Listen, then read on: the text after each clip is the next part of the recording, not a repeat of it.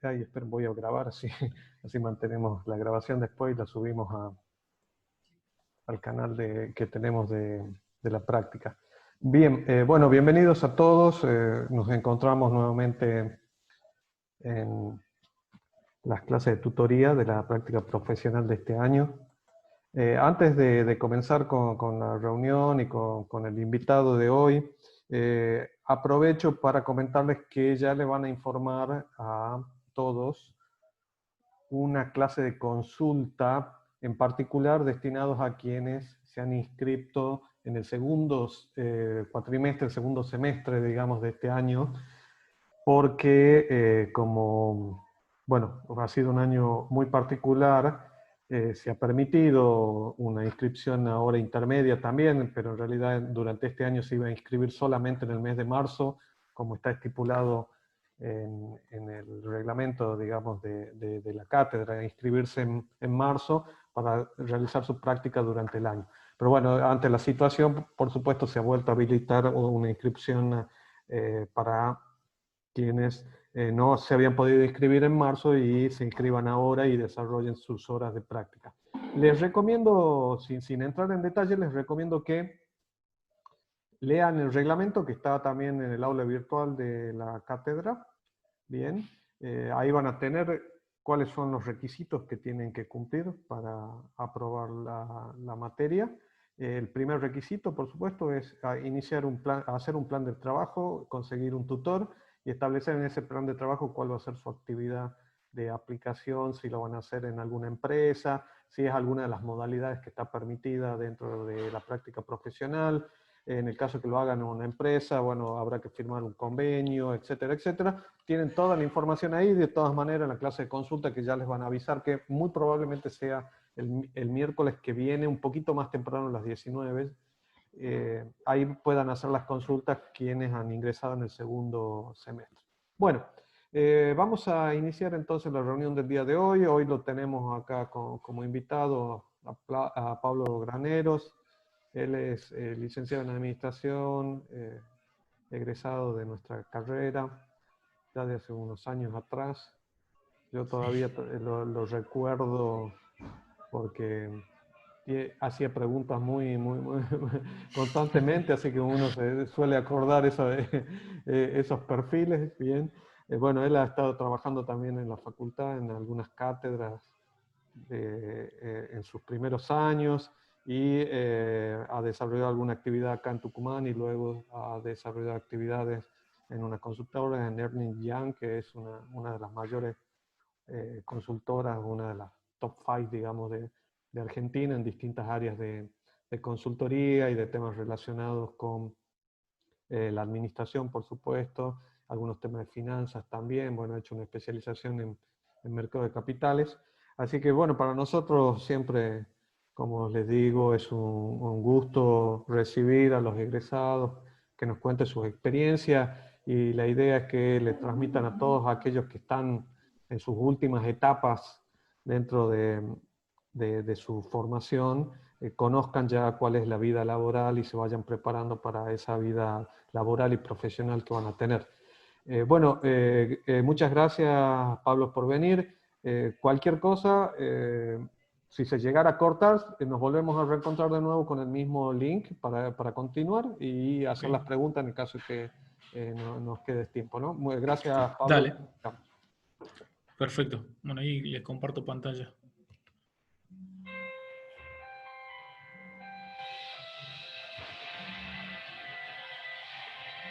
Díganme si se ve.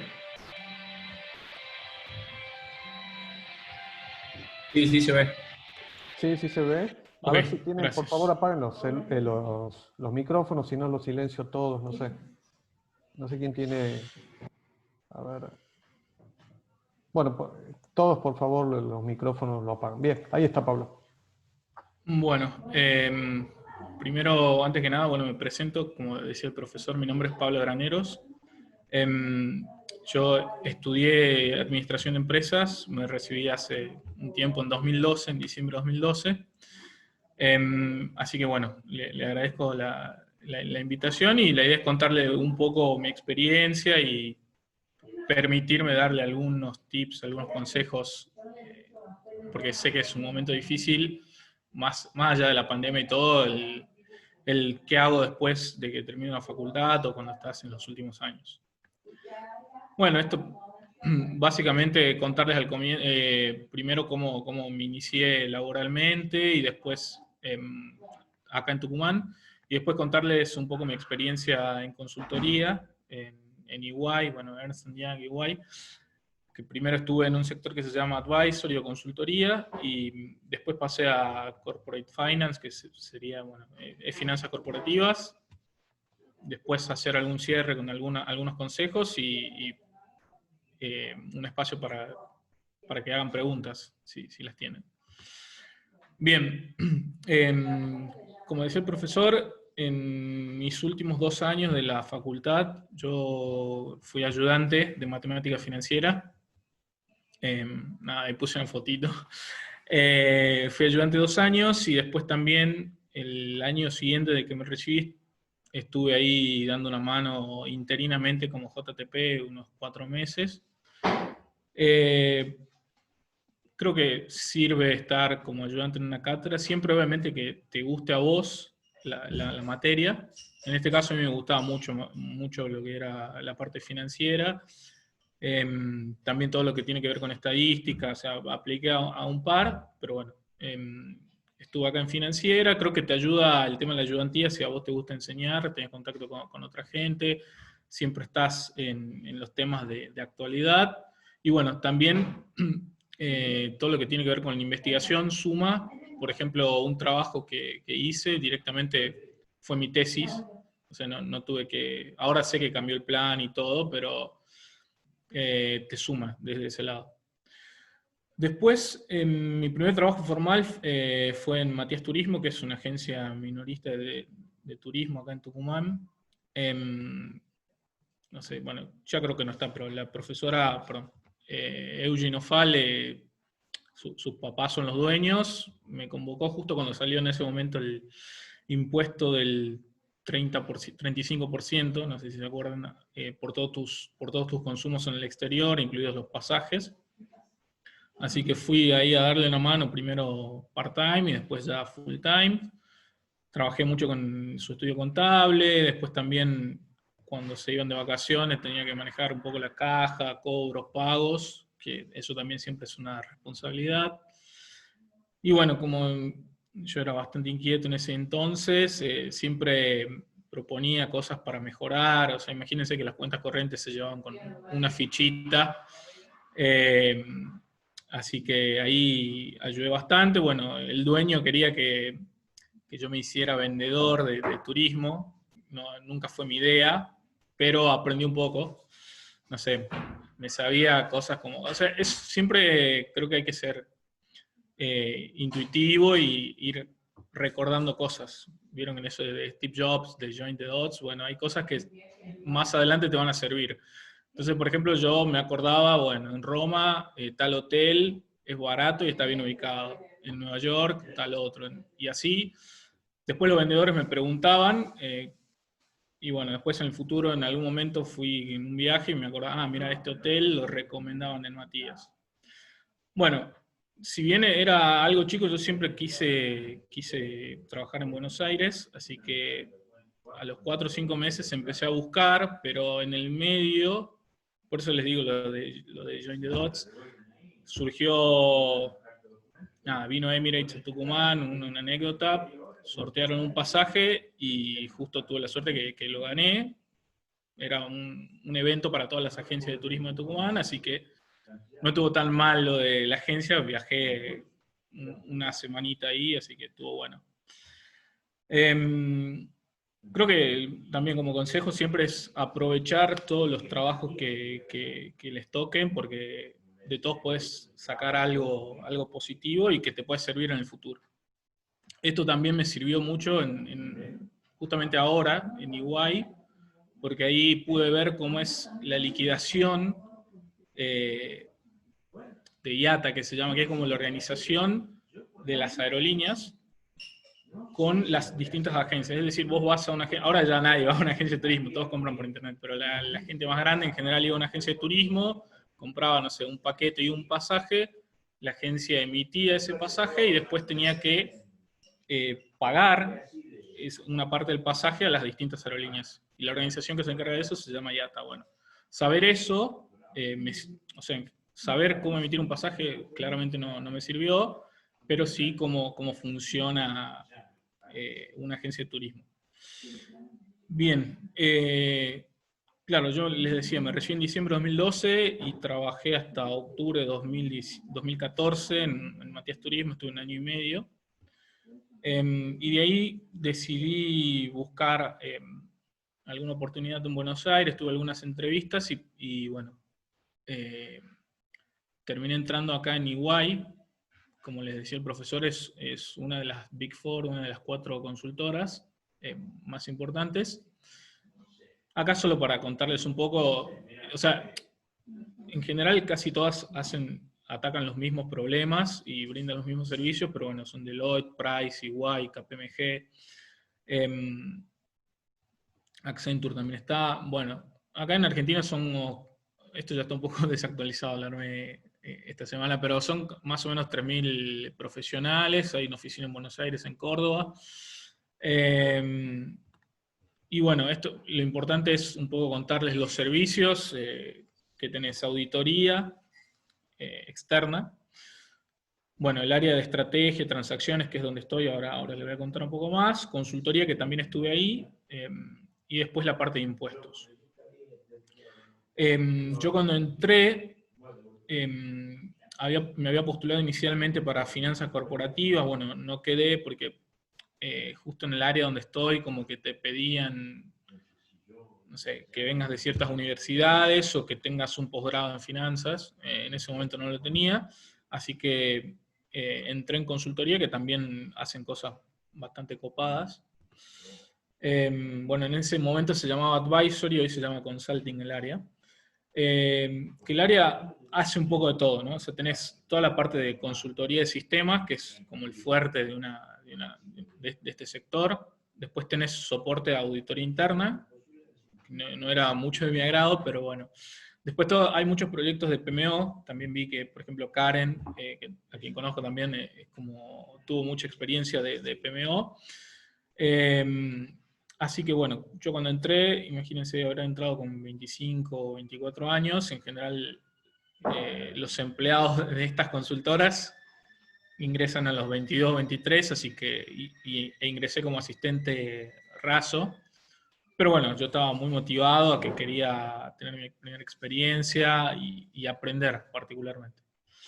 Así que bueno, en esta área me tocaron básicamente 4 proyectos de bastante duración. Se llama Loan Staff, la modalidad es como que el cliente contrata las horas de un empleado para hacer distintas tareas. Entonces el primer cliente fue Tenaris, que es del grupo Techint, que es uno de los pocos fabricantes en el mundo de tubos de acero sin costura, y es proveedor de la industria de energía, de oil and gas en general. También brinda otros servicios, ¿no? Bueno, y en ese caso estuve 3 meses trabajando en Tenaris, y ahí teníamos que ayudar al equipo de control interno en algo que se llama controles SOX. SOX es Sarbanes-Oxley. Después de la crisis de los .com en 2000, surgió toda una normativa nueva justamente para evitar los problemas que originaron esa crisis.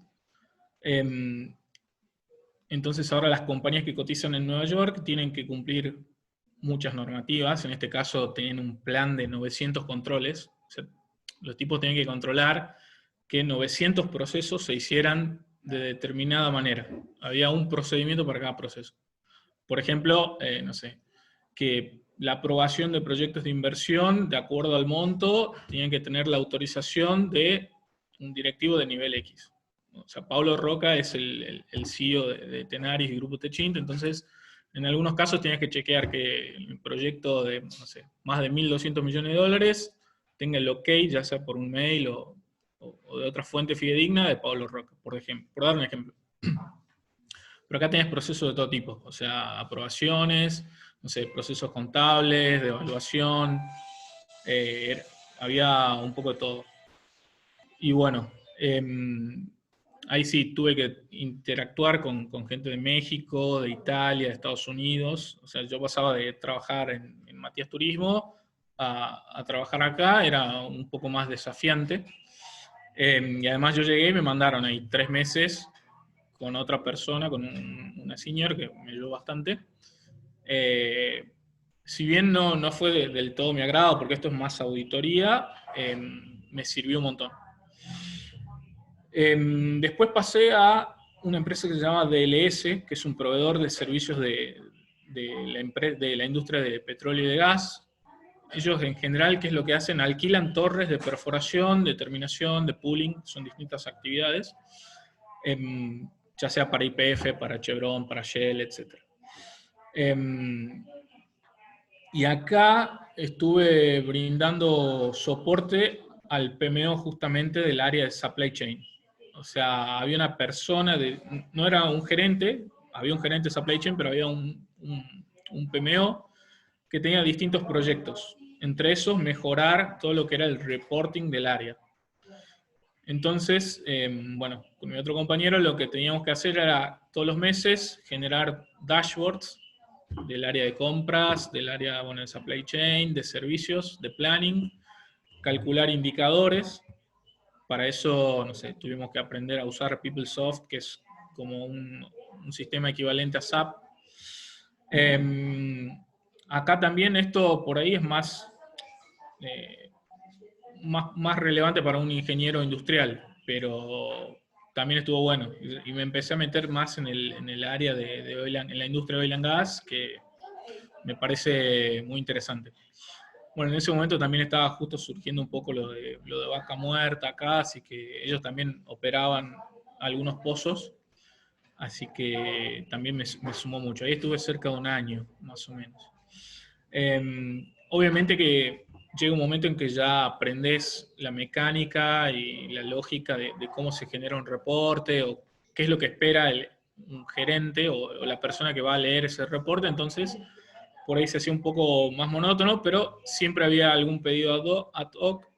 Y después laburé mucho con el área de planning, que eso estuvo bueno, o sea, entender qué necesita una compañía para perforar un pozo, cómo planear los insumos que vas a necesitar, las compras que vas a tener, si tenés artículos codificados, no codificados.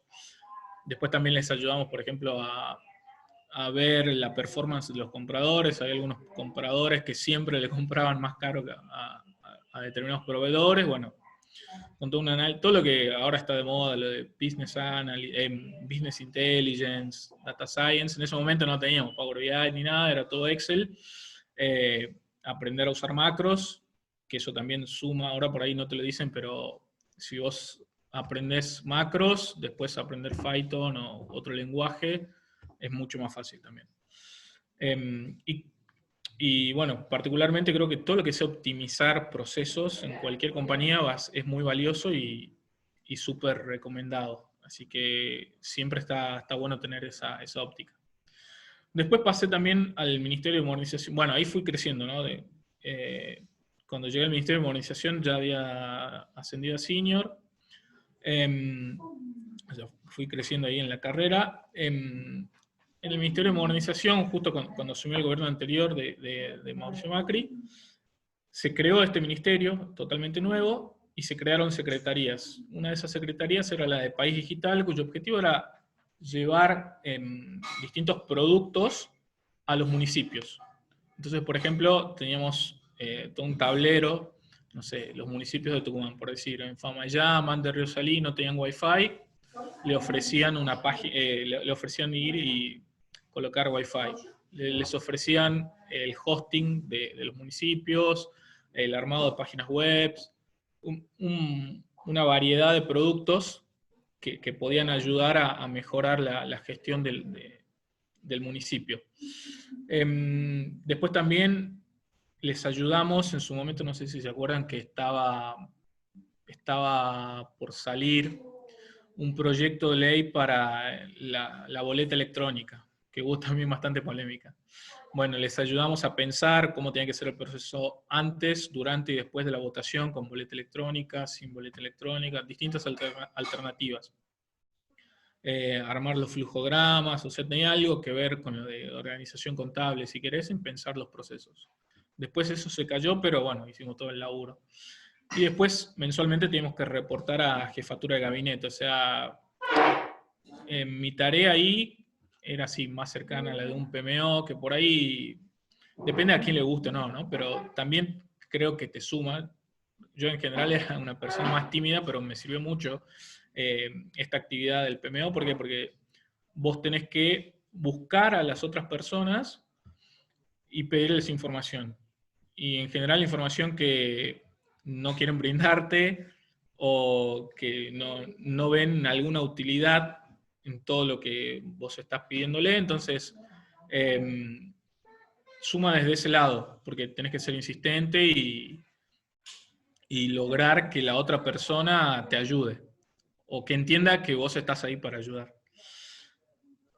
Como quien dice, vos tenés que hacer que esa persona se suba al barco del proyecto. Eso es lo más difícil. Y no es solo en un proyecto, sino en la vida en general. También cuando tenés un equipo, tenés que tratar de motivar a la otra persona y lograr que entienda cuáles son los objetivos del equipo, lo típico que se estudia, ¿no? Y alinear los objetivos del equipo y los de cada individuo. Bien, ahí también estuve un buen tiempo, creo que 8 meses, 9 meses, laburando con un gerente y con el secretario de País Digital. O sea, vos tenés presidentes, ministros, secretarios, o sea, era una persona importante, también salía en los medios y todo. Y después, sí, pasé a Mondeliz, también una auditoría interna muy chiquitita. No era lo que a mí me gustaba, como ya mencioné, pero bueno, había que hacerlo. Y mientras estaba en el ministerio, yo ya sabía que, bueno, quería hacer algo en finanzas, así que empecé un posgrado en la UBA, en Mercado de Capitales. En finanzas es como que tenés dos grandes patas, finanzas corporativas y mercado de capitales. Había hecho varios cursos de mercado de capitales, que es todo lo que tiene que ver con la bolsa, análisis de acciones, bonos, derivados, etc. Pero también pasarme a algo de mercado de capitales era un poco más difícil, pero me sumó haber hecho ese posgrado para pasarme al área de finanzas corporativas. Llevó un tiempo también. Como les decía, es un área un poco más exigente en cuanto a cómo van a ingresar, incluso hay exámenes, unos casos para hacer y todo, más ahora. Bueno, acá contamos un poco lo que hacemos, pero básicamente es ayudar al CFO o al director financiero de una compañía a tomar mejores decisiones.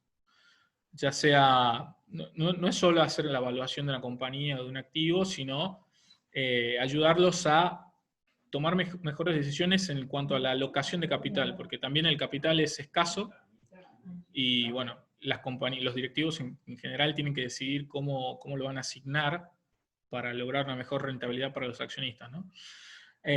Bueno, entonces, ahora les voy a contar, pero hacemos varias cosas. Yo cuando me pasé a esa área, imagínense que venía de otra área totalmente distinta. Si bien pasé como senior, tuve que arrancar de cero. Arrancar de cero es desde calcular una WACC, una tasa de descuento, hasta hacer un buen research, hasta buscar comparables en la compañía y armar un flujo de fondos, ¿no? Que eso es lo básico. Bueno, esta es el área en la que estoy hoy, así que bueno, ahora les voy a contar un poco de qué es lo que hacemos y qué cosas me tocaron hacer. En general lo que hacemos son valuaciones, ya sean de compañías, de activos tangibles o intangibles, o de una unidad de negocio. ¿Por qué se hace una evaluación? En general es por motivos transaccionales, es decir, cuando una compañía va a comprar a otra, o va a comprar un negocio, o porque, no sé, la compañía madre, que es multinacional, como pasa ahora, decide salir de Argentina, entonces quiere vender su compañía.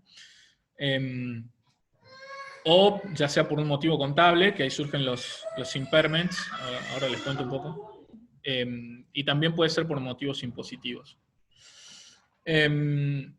Bueno, y ahí en general lo que hacemos es armar una evaluación de cero. Siempre tenés que charlar con el cliente, ¿no? Pero para conocer, porque obviamente no vas a evaluar de la nada una compañía, pero tenés que conocer el negocio, cuáles son los drivers de valor. O sea, podemos armarla de cero o podemos revisar otra y chequear qué es lo que chequeamos. Perdón un segundo, ¿no? Chequear básicamente la metodología de la evaluación, que eso también lo vemos en la facultad, por un flujo de fondos de contados, armar una evaluación por comparables, que bueno, se llama Market Approach, ya sea por comparables o transacciones, o cuando una compañía está en distress, o sea que está muy para atrás, digámosle, se hace una evaluación de liquidación, se liquidan los activos.